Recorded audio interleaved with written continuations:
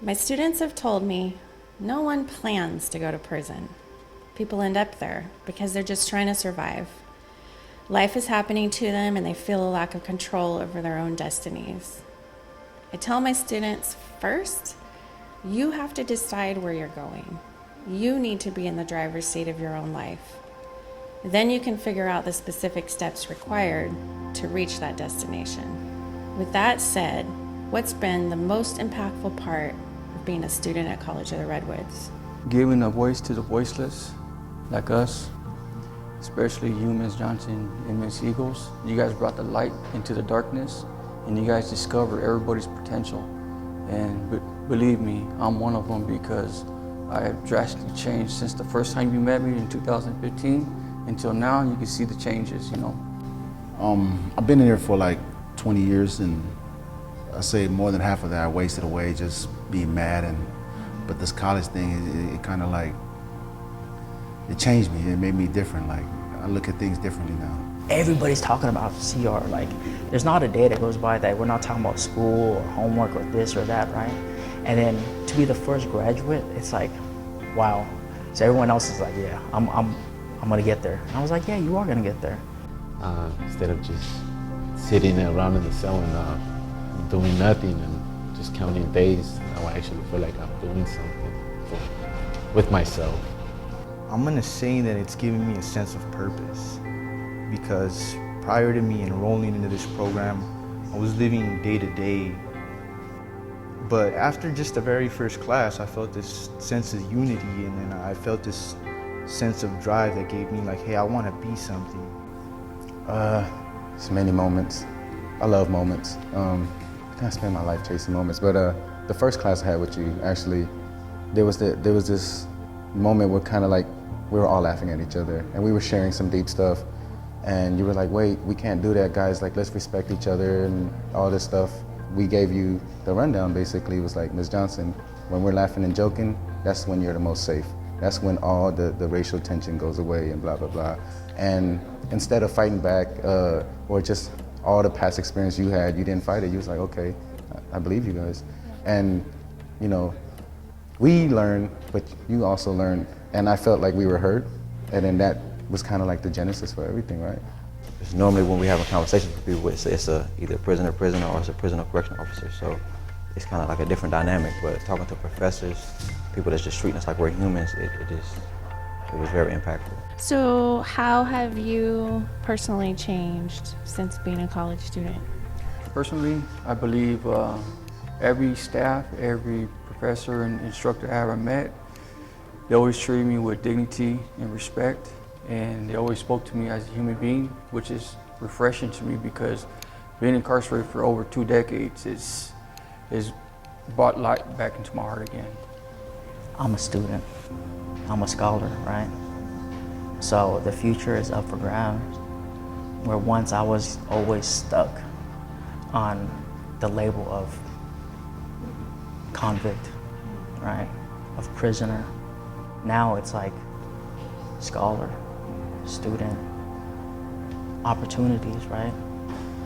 There's so much more opportunities now that I feel like I can undertake because of the journey I've taken here at College of the Redwoods.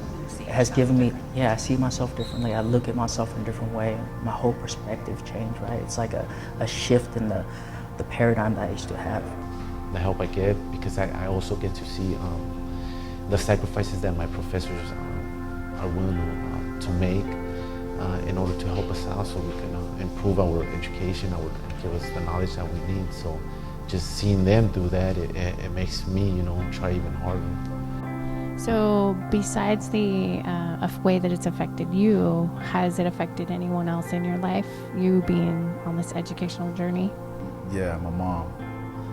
She didn't believe it at first. Like, yeah, there he goes with one of his other prison stories. But when I started sending home the paper that you guys give us, like our grades and everything, now she knows it's real. And then when I'm talking to my sister, and then my conversations always turn, they always throw it in my face like, oh, he thinks he's smart now. Because nobody's ever went to college in my family. I had a conversation with my son to make sure that he stayed in school and try to inspire him. The same week that I graduated, he graduated. So that was a big thing for me. And now my nieces and nephews, they went on Facebook, looked at Pelican Bay Scholars, and they see me on there. So they all been congratulating me, and they all was like, "We want to go to college. We're going to school," and that meant a lot to me. But so it's affecting them, and even my sister and brother and them, they're all thinking about maybe we should go back to school now. So it's affecting everybody around me, actually. It's affected the people around me, my cellie, other inmates in prison. You know, they see me leave my cell all the time. I come back from my cell for like 10, 20 minutes, and then I leave again because I'm always at school, you know. And they're like, "Hey, where do you always go?" And I tell them, and instead of having the typical conversation that prisoners have, they'll actually start listening to me speak about the things that I do in class. And although it might not make no sense to them, they're still really interested in it. You know, like we try to stay busy, or vice versa. Like I haven't had classes, like I didn't have a summer class. But if my Sally had one, I feel like a bum. Like I'm just sitting there, he's doing something, and I'm not. I'm like, man, I gotta be productive too. So maybe it just helps just in the living quarters and keeping each other motivated to do something with our time instead of just sitting there and wasting away. Hearing all the bad stuff that I've done and focusing on all that, it's like, okay, what's David doing? You know, what's he doing with his time now? And they're actually having more of a conversation about me in a positive way now, right? And I think just graduating from CR, like I hear stuff from my family all the time now. They're just talking about that, and it makes me proud that I finally achieved something that they can be proud of, right? That they're not ashamed of talking about me no more.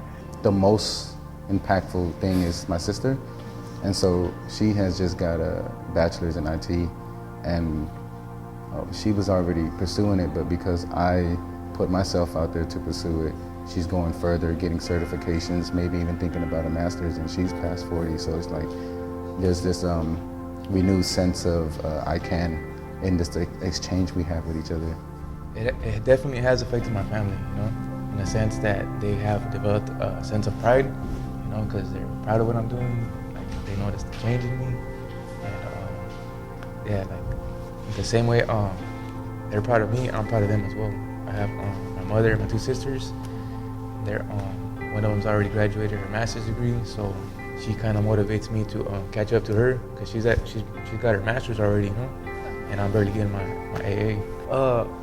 Overall, I think I would have to say my family, because being in a environment as this, in a correctional facility, they never thought anything good would come out of it, you know, especially the time that I have. So them learning that I was able to actually get enrolled into college and actually having the choice to have a career, you know, gave them hope, and it inspired them, because if I'm doing it in here, a lot of my family members could do it out there. Like I thought they was looking at, you know, we in blue all the time, so I'm thinking that they looking at like we're prisoners, and she's like, no, we see you for who you are right now. And that kind of like, it threw me back, and it meant everything to me, and it started transforming me from that point to let everything go. She said that you're holding on to these things and you're making us judge you based on that when you interject it into the conversation, so you have to let it go. And that just, it started changing me ever since then. So. What's the hardest part of being a college student? You should ask the teachers that, because I give them a lot of trouble, right? I'm always asking them, like, wait, repeat that. I don't understand it. You need to explain it better. And it's crazy because we never did that growing up. You know, we didn't want to be viewed as stupid, or maybe the teacher didn't want to be bothered with us, so they just gave off that perception that they weren't really willing to help. And here, I don't know if it's the caliber of teaching, or it's just maybe every teacher has been like that, and they don't have a problem with teaching. I've been incarcerated for a long time, and we don't really do too many productive things in our lives here. So when you first get introduced to a college class, right, the workload, you're like, whoa, I'm not really used to this, right? So you take one step at a time, right? And then you get used to it, and then you build a tolerance level to the amount of homework. Then you take another class and another class and another class, and your tolerance continues to build. And then one day you're like, wow, I'm a full-time college student, I'm taking like 4 classes and I'm doing this program, that program, and it's like, you know, wow, I can't believe I was able to do that. But the hardest part was, you know, getting used to doing the work. The work, because sometimes, believe it or not, sometimes too we could take, like on the streets, we could take 3 to 4 classes depending on which are the availability each semester. And it is hard to combine that with your daily activities in prison, as far as yard time or whatever. Class starts at 5 o'clock every day, you know, and then dinner's at 4. So I gotta find time to shower, eat, study, finish up homeworks, and then yeah, so my days, it goes by quick, you know. You know, it really takes a lot, you know, but I enjoy that challenge because, you know, I know that I'm capable for more than what I used to settle for. So what keeps you motivated? What keeps you on track? The graduation. I swear, that whole day, I was like, it was an out-of-body experience for me. I've never, just being around a bunch of professional people in their gears, like the graduation, because I was reading the program, and then it showed what each robe signified and all that. So I was just tripping out, like, damn, I've never been in a room full of professional people, you know, and then to see one of two of my peers actually graduate, like, man, that was like, that could be me next year. Motivation would have to be the pride of my family, knowing that what I'm doing to benefit my future. Some examples, some of the work that I completed, I've sent to the streets to my family, and they've seen that drastic, they've seen the work that I've been doing, and they're seeing the impact it's having on my education. If I'm honest, higher learning and my freedom, and the fact that I'm now having, I've now decided to have a career, you know what I mean, and I'm gonna follow that career. So what's been surprising for you as a college student? When we first started, right, being able to walk outside of our buildings after 5 o'clock, right, across the yard into education at a time where usually there was no program. College of the Redwoods was the first program to start after 5. And because it was so successful, slowly we have programs running all up and down this whole roadway now, right? And that opened the door to more educational opportunities for other people, right? More rehabilitative programming for other people. I never thought they would have, in biology we had a lot of labs. I never thought they would let that in here in Pelican Bay, like microscopes, synthetic blood, because they wouldn't let real blood through. But even so, all the labs that we did and experiments, I was just really fascinated by that. How do you see your future differently now? Before I wasn't even able to see past tomorrow. I used to live in, you know, day by day. You know, and now I'm capable of seeing what's coming down the line. I'm able to set short-term goals, long-term goals now. My future is very bright, and I want to be out there in society once again, be a productive citizen. Not only that, I'll have my 80 degree, and then I'll be able to get a good job and provide for my family. I see that there are many avenues that I can go, maybe social work, obviously psychology, but I'm more open to just going there instead of fighting against the currents of destiny going upstream. I'm more open, I'm more willing. And education is allowing me to just grab pieces of parts of information and just apply it to see where it goes. I'm hopeful.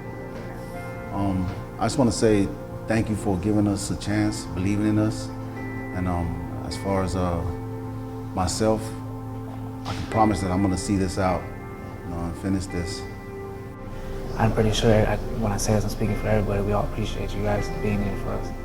We're not just inmates no more, we're classmates. Bring it in. In the beginning, we didn't know what to expect bringing a college program into a maximum security prison. What started with 24 students has now grown to nearly 300. Pelican Bay has shown us the determination inside each person to better themselves. And as much as they're learning from us, We are learning not to judge a book by its cover.